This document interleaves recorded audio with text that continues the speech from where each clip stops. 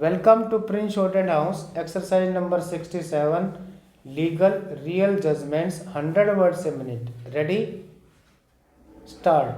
However, a line or a paragraph here or there and without reference to the context cannot be picked for the purposes of a decree under Order 12 Rule 6 of the CPC. The document stated to be containing an admission has to be read as a whole. A meaningful and a reading in entirely of the written statement of the defendant stated to be containing admission on the basis whereof decree is claimed would show that the defendant has seriously contested the readiness and willingness of the plaintiff, which under section 16 subsection C of the Specific Relief Act, a plaintiff in such suit is statutorily required to ever. A specific performance cannot be enforced in favor of the person who fails to ever and prove that he has performed or has always been ready and willing to perform the essential terms of the contract which were to be performed by him.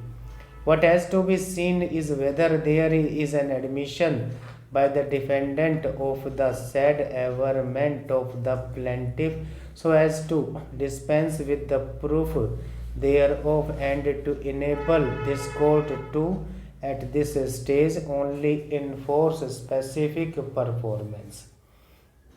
A reading of the written statement of the defendant does not show any admission by the defendant of such readiness and willingness of the plaintiff.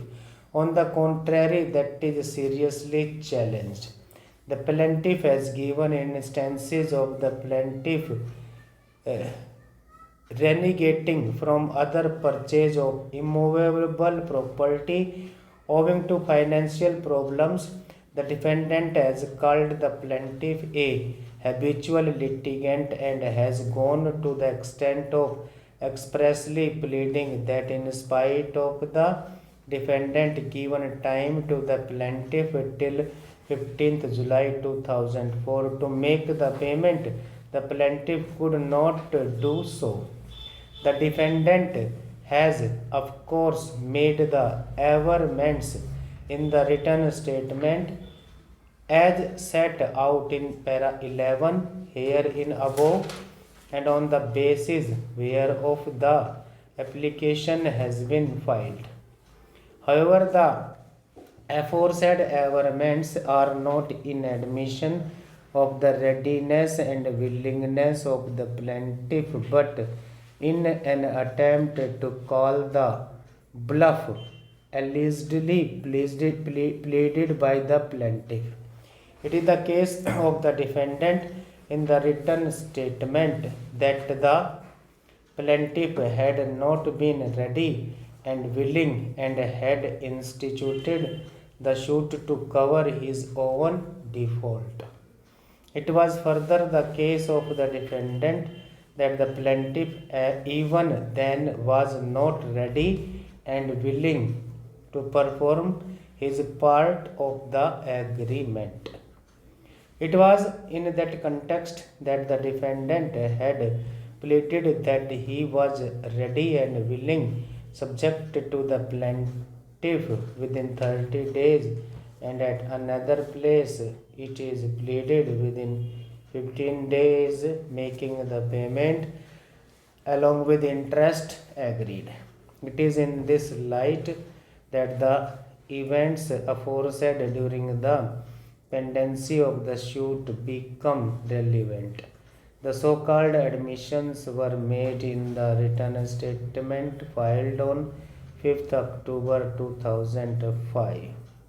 The plaintiff immediately on receipt of the written statement did not make any offer to make payments.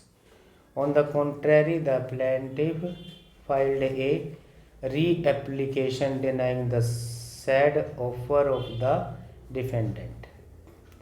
The plaintiff thereafter allowed the suit to be dismissed for non-prosecution.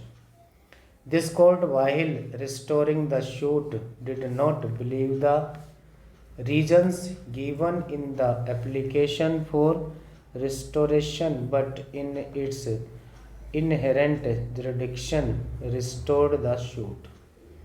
Even though the statement of the counsel for the defendant of willingness to sell was recorded even on the date on which the suit was dismissed for non-prosecution, and which order was obviously in none of the plaintiff, even while applying for restoration, did not state that he accepted the said offer of the defendant. Stop.